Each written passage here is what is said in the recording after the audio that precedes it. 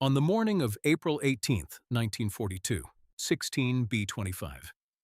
Mitchell bombers lifted off the deck of the USS Hornet, an aircraft carrier positioned roughly 650 miles off the coast of Japan, in what remains one of the most audacious and strategically improbable operations of the entire Second World War. Just 4 months after the attack on Pearl Harbor, with American morale shaken and the Pacific War going overwhelmingly in Japan's favor, military planners under the direction of Lieutenant Colonel James Doolittle had devised a raid designed to strike directly at the Japanese home islands, a target no American military planner had previously considered operationally feasible. The mission carried an inherent and widely understood flaw from its inception. Medium bombers designed for land-based operations had never been launched from an aircraft carrier in combat before, and critically, none of the aircraft carried enough fuel to return to the Hornet after completing their bombing runs over Tokyo, Yokohama, and other Japanese industrial targets. The plan instead called for the 16 aircraft to continue west after their bombing runs, crossing the East China Sea to reach airfields in Japanese-occupied China, where Chinese forces friendly to the Allied cause were expected to provide refueling and onward passage. It was, from the outset, an operation built on a chain of assumptions that left almost no margin for error. Successful carrier launch of aircraft never designed for it. Successful navigation to precise Japanese targets. Successful evasion of Japanese fighter defense and anti-aircraft fire. And finally, successful location of Chinese airfields at the extreme limit of the bomber's fuel range, in complete darkness, without functioning radio communication with ground forces below. Detected earlier than planned by Japanese picket boats, the Hornet's task force commander made the decision to launch the aircraft roughly 170 miles further from Japan than originally planned, extending an already marginal fuel situation into one that would prove impossible for every single aircraft in the raid. Each of the 16 B-25 crews, 5 men to an aircraft, understood before takeoff that they were flying a mission with no realistic prospect of a controlled landing at its conclusion. After releasing their bombs over Japanese industrial and military targets, all 16 aircraft turned west, flying low over open ocean in deteriorating weather. Their fuel gauges falling toward empty as darkness settled, and a storm system moved across the Chinese coastline they were desperately trying to reach. Not a single aircraft possessed sufficient fuel to reach a functioning, prepared airfield, a consequence of both the extended launch distance and a communication failure that meant Chinese ground forces, who had been expecting the bombers on a different date, had not prepared landing lights or ground support at the intended reception airfields. What followed was one of the most harrowing and geographically scattered survival situations of the entire war. 15 of the 16 aircraft either crash-landed or saw their crews bail out by parachute across the mountainous, often lawless terrain of eastern China, scattered across a region stretching hundreds of miles, in complete darkness during an active storm, with crews having no reliable knowledge of whether they had come down in territory controlled by Japanese forces, Chinese nationalist forces, Chinese communist forces, or local warlords whose loyalties remained entirely unpredictable. The 16th aircraft, dangerously low on fuel and facing an impossible landing situation, diverted north into Soviet territory near Vladivostok, where its crew was promptly interned by Soviet authorities under the same neutrality obligations that would later govern the more famous internment of stranded B-29 crews in 1944, though in this earlier case, negotiations for the crew's eventual release proved far more protracted and difficult. If the story of desperate wartime survival and the hidden costs of military operations interests the viewer, the channel invites a subscription every week. This series traces the human stories behind pivotal moments of 20th century military history. The 80 airmen who came down across eastern China faced an immediate and desperate struggle simply to determine where they had landed and who, if anyone, in the surrounding countryside could be trusted. Several crews parachuted directly into remote mountain villages, communicating through hand gestures and improvised sign language with local farmers who had never encountered Americans and had no reliable way of confirming the airmen's identity or intentions. Chinese civilians and local resistance networks, operating at extraordinary personal risk given the Japanese military's brutal occupation policies in the region, took in injured and exhausted American airmen, hiding them from Japanese patrols,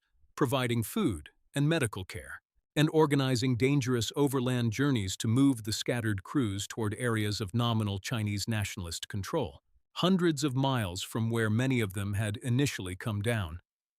The human cost of this rescue effort, borne almost entirely by Chinese civilians rather than by the American airmen themselves, would prove catastrophic. Of the 80 men who flew the mission, 3 died during bailout or crash landing, and 8 were captured by Japanese forces, 3 of whom were subsequently executed, and 1 of whom died in captivity, while the remaining survivors endured brutal treatment in Japanese prison camps for the remainder of the war. But the 69 airmen who successfully evaded capture, in the majority of cases, owed their survival directly to Chinese villagers, local officials, missionaries, and resistance networks who sheltered them, guided them across hundreds of miles of difficult terrain, and, in numerous documented instances, actively misled Japanese search parties sent to locate the downed American crews, at a level of risk that Japanese occupation forces would shortly make clear was met with the most severe possible consequences.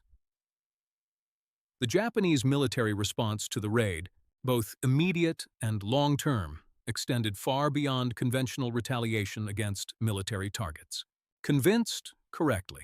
that Chinese civilians and local Chinese military forces had assisted in sheltering the American airmen, Japanese imperial forces launched what became known as the Zhejiang-Jiangxi campaign, a large-scale punitive military operation beginning in May 1942 that swept through the very regions of eastern China where the Doolittle crews had come down, ostensibly aimed at destroying Chinese airfields that might be used to support future American operations, but functioning in practice as a campaign of collective punishment against the civilian population believed responsible for aiding the downed airmen. Historical estimates of the civilian death toll resulting from this campaign vary considerably, depending on the source and methodology used, but credible historical assessments place the number of Chinese civilians killed during the Japanese retaliatory operation at approximately 250,000,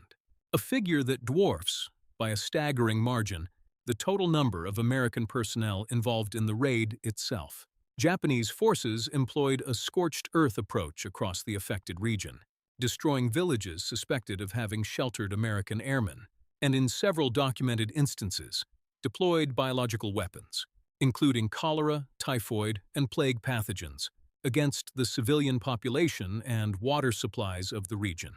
an escalation that transformed a retaliatory military campaign into one of the most severe civilian atrocities of the entire Pacific War, carried out specifically because of the aid Chinese civilians had extended to 16 American aircrews they had, in the vast majority of cases, never previously encountered. In the immediate aftermath of the raid, American wartime propaganda and subsequent post-war popular history focused overwhelmingly on the operational audacity of the mission itself and the survival stories of the individual airmen who made their way back to American lines, several of whom became prominent public figures and were celebrated in wartime media as symbols of American resolve at a moment when the Pacific War had offered the American public very little to celebrate. The scale of Japanese retaliation against the Chinese civilian population, who had made that survival possible, received comparatively minimal attention in American wartime and post-war accounts of the raid, a consequence partly of wartime information control, partly of the difficulty American historians faced in documenting events occurring deep inside Japanese-occupied Chinese territory, and partly, historians have subsequently suggested, of a broader wartime and post-war tendency to center American military narratives around American military personnel rather than the civilian populations whose assistance and sacrifice had made those narratives possible. it would take several decades, and a gradual expansion of English-language historical scholarship drawing on Chinese sources, survivor testimony, and post-war Japanese military records for the full scale of the Zhejiang-Jiangxi campaign and its direct connection to the Doolittle Raid to become more widely understood outside specialized academic circles. The individual American airmen who survived, several of whom returned to China decades later, specifically to locate and thank the villagers and families who had sheltered them, frequently described their own post-war awareness of the retaliatory campaign as a profound and difficult reckoning. Learning only years or decades after the fact the true cost that ordinary Chinese civilians had paid for choices made in the desperate hours immediately following their bailouts. In the decades since 1942, several of the Chinese communities that sheltered Doolittle Raid survivors have maintained local memorials, oral histories, and family records documenting their role in the rescue effort, preserving a dimension of the story that remained largely absent from American popular accounts for much of the 20th century. Chinese local museums and regional historical societies in the areas affected by the Zhejiang-Jiangxi campaign have, particularly since the 1980s, worked to document and preserve both the rescue efforts of 1942 and the retaliatory campaign that followed, drawing on surviving family testimony from a generation of witnesses that has grown increasingly small with the passage of time. Joint American and Chinese commemorative efforts in more recent decades, including formal exchanges between the descendants of surviving airmen and the descendants of the Chinese families who sheltered them, have gradually worked to bring both halves of the story, the mission, and its human cost into a more complete and mutually acknowledged historical record. These efforts have highlighted a dimension of the Doolittle Raid that its original operational planning could never have accounted for. That the ultimate cost of a mission designed to strike 16 targets in Japan would be borne overwhelmingly not by the American air crews who flew it, the majority of whom survived, but by hundreds of thousands of Chinese civilians whose only connection to the raid was geographic proximity to where exhausted, frightened American airmen happened to come down. The Doolittle Raid occupies a distinctive and complicated position in the memory of the Second World War, remembered in American historical narrative primarily as a triumph of operational audacity and a crucial early morale victory at one of the darkest moments of the Pacific War, while carrying, in the historical memory of the Chinese regions most directly affected, a far heavier and more somber significance, inseparable from one of the deadliest civilian retaliatory campaigns of the entire conflict. Both narratives are historically accurate, and both describe the consequences of the same 16 aircraft and 80 airmen. The disparity between how the raid is remembered reflects less a disagreement about facts than a difference in which consequences of the mission have received sustained historical attention in each country in the decades. Since standing today in one of the small villages across Zhejiang and Jiangxi provinces, where elderly residents' grandparents once hid exhausted American airmen from Japanese search patrols, it becomes difficult to view the Doolittle Raid purely through the lens of its operational achievement. The mission succeeded, by its own narrow military metrics, in striking targets inside Japan and demonstrating that Japanese home territory was not beyond American reach. But the full ledger of the raid's consequences, more fully understood today than at any point in the preceding 8 decades, includes a civilian death toll that exceeds the combined populations of many American cities, paid by people who owed the American airmen nothing beyond the Mailapot accident of geography that brought 16 bombers down across their homeland on a single stormy night in April 1942. Viewers interested in this story of hidden, wartime consequences and the human cost behind celebrated military operations are directed to a related story: